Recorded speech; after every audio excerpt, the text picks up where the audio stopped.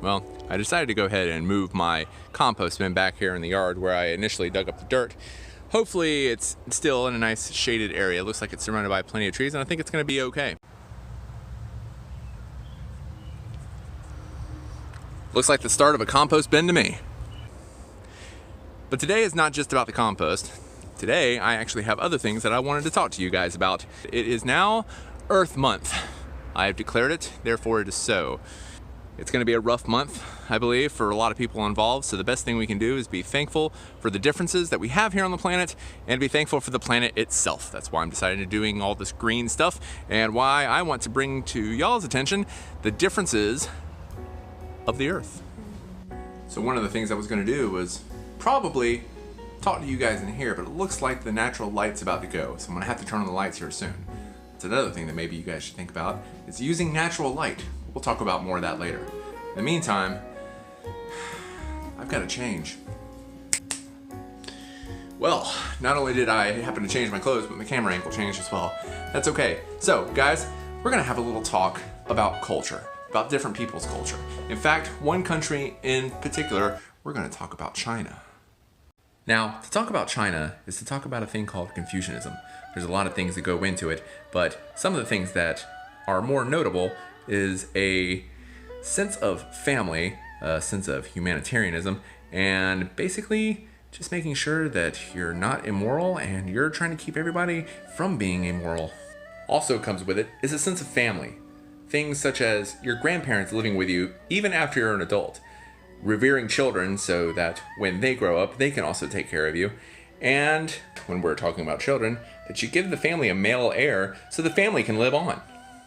But it's not all just about children. It's all about, fraternity. It's about family in general. So really, it all starts with the family. All of this can be described under the term filial piety, which also has a lot to do with making sure that not only is your family well put together, but you are put together, and that you're dissuading others from immorality. As I said, it starts from the ground up. Now, speaking of grounds, China is also considered the Middle Kingdom, or at least that's the name it carried from a long time ago, back when it thought it was the center of the earth. This led to a lot of interesting thinking, including refusal to trade land, and once the English came, it pretty much destroyed an empire who was willing to not budge from that idea. And this wasn't going to be the last time that a negative connotation was associated with China and its people. But there are people who have, in the past, tried to, let's say, raise that kind of idea out of the murk and bring something that they could all rally around. Enter ping pong. That's right, ping pong. Back in the 50s, there was a gentleman who brought that and made it shine.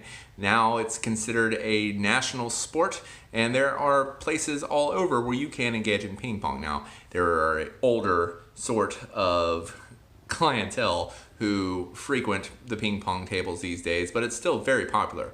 Other sports such as basketball and volleyball have decided to take root, but at their heart, they just love themselves some ping pong.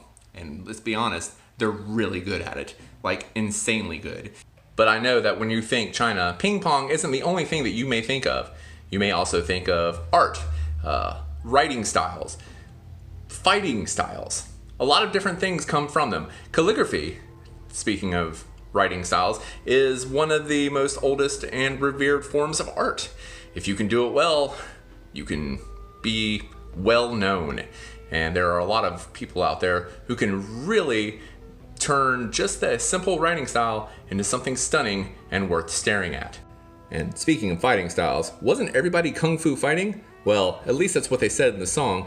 Back in the primeval days of China, there were people who were using cudgels just to fight off wildlife, and the fighting style that was eventually evolved from that was used to train soldiers and boost morale, and eventually became a very well-known and appreciated, if not feared, form of martial arts.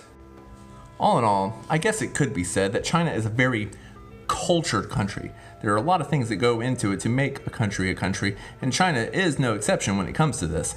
There are at least 56 ethnicities that are recognized by the Chinese government, but one of them, Han, from the Han Dynasty, make up at least 92% of the group of ethnicities in China, and in fact make 18% of the ethnicities in general worldwide. It's a very varied and numerous people. And the Han Dynasty was known to bring some of the most happy and idyllic art, and maybe it was due to that why they sprung such a large people.